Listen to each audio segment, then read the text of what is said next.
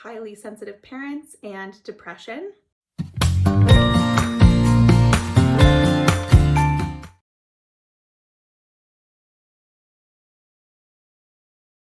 Welcome, I'm Amy Lajeunesse, the founder and creator of highlysensitiveparenthood.com, an online resource center for highly sensitive and empath parents. Today I'm sharing on the topic of highly sensitive parents and depression. Now, full disclosure, I am licensed as a psychotherapist in the state of California, and although that is informing my expertise in this area, this is not a substitute for mental health treatment, and this should not be considered medical or mental health advice. So, what does it mean to have depression or have a low mood and be a highly sensitive parent and person? So, like anyone else, HSP parents can experience these periods of lower mood because parenting is really intense. It's exhausting. A lot of us are sleep deprived and it's relentless. We very rarely get breaks from parenting, although I believe we should get more.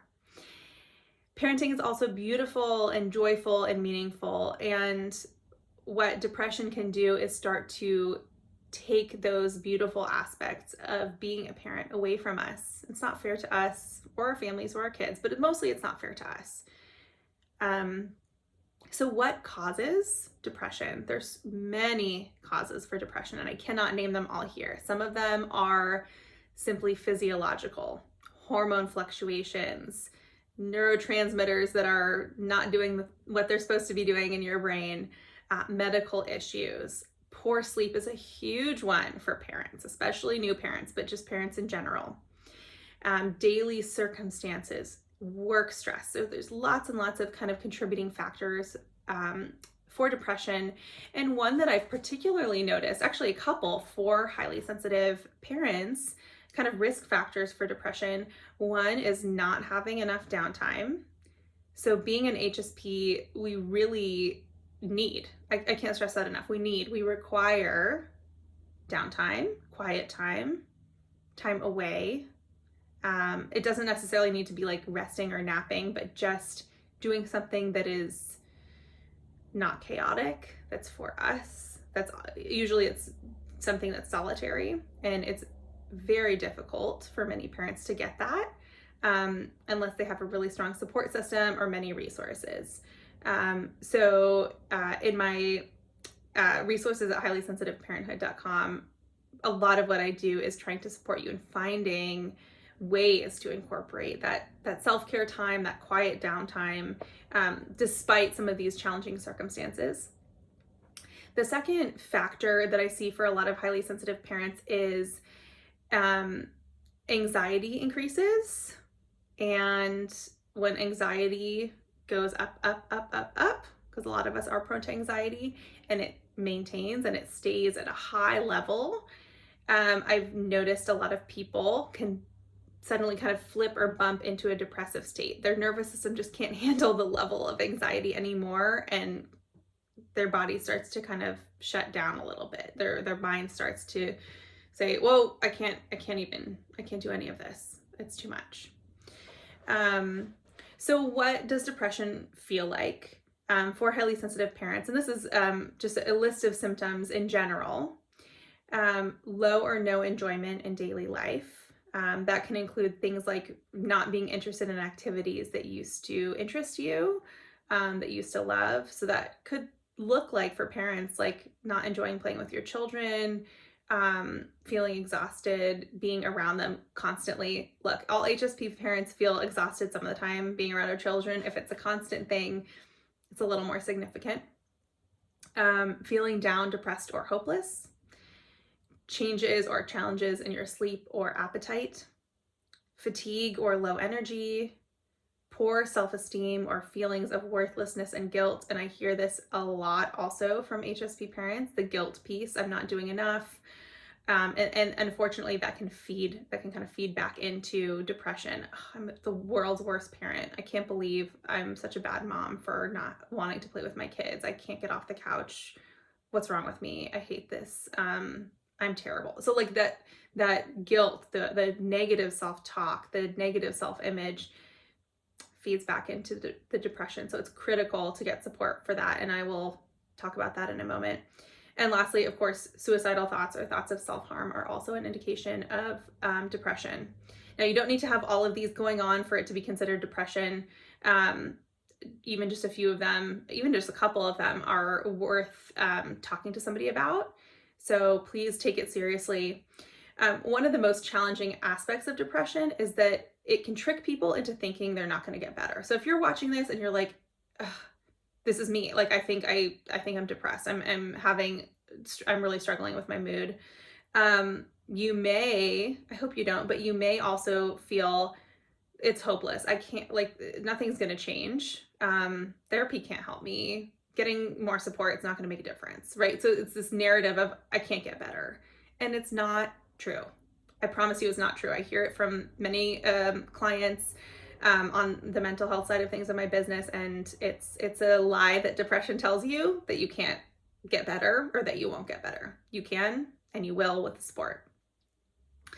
And you will find joy again. So all that said, it's really critical to seek professional help when managing your depression. This can look like talking to your doctor if you trust them to talk with them about this.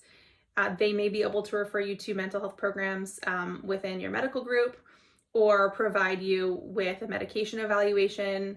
They may refer you to a psychiatrist for a more intensive evaluation if you're looking to take medication. But medication is often a helpful part for managing, especially sort of moderate to severe depression. So that's something you can talk to your primary care doctor about, or if you have a psychiatrist that you go and see, definitely talk to them about that. Secondly, even if you're not wanting to do the medication piece or you're not quite ready for that yet, please seek out a therapist. A few resources that I want to give you here. One is the HSP Knowledgeable Therapist on Dr. Elaine Aron's website. That is at hsperson.com. So you can go on that and sort by your region, your state, and find therapists that may be a good fit for you. You can always go through your insurance company as well. It can be a little more difficult to find somebody who specializes in HSP because we're a little bit few and far between. But better to just have a therapist if paying out of pocket or finding an HSP knowledgeable therapist who accepts your insurance is too difficult. Please just find somebody to support you. But if you are able to seek out an HSP knowledgeable therapist on the HS Person website, it can be a really great resource.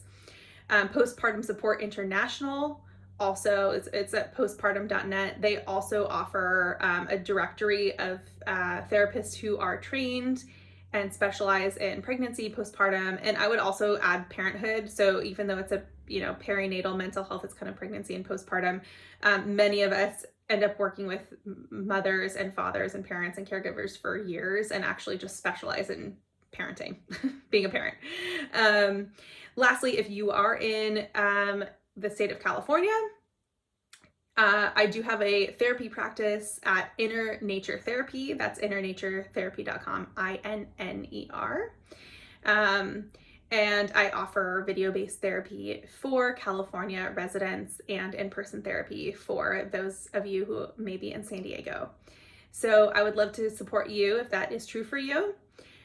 And if you are experiencing a mental health crisis, or you do at some point in the future, it's wonderful to know that the United States has actually recently opened up a mental health crisis line that's separate from 911. So it can feel really intimidating to call 911 for a mental health crisis. The number to call now is 988. So remember it. If you need to, program it into your phone. That is the sort of triage number. So if you are suffering and you are you're just not okay and you need support, 988 is the number to call if you live in the United States. So lastly, please get support. You matter. Your well-being impacts not only you, but your family. And if you are experiencing depression, there are ways through, I promise you.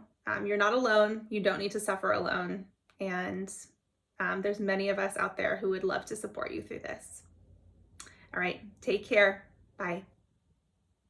For more resources, including our signature Highly Sensitive Parenthood online course, visit highlysensitiveparenthood.com.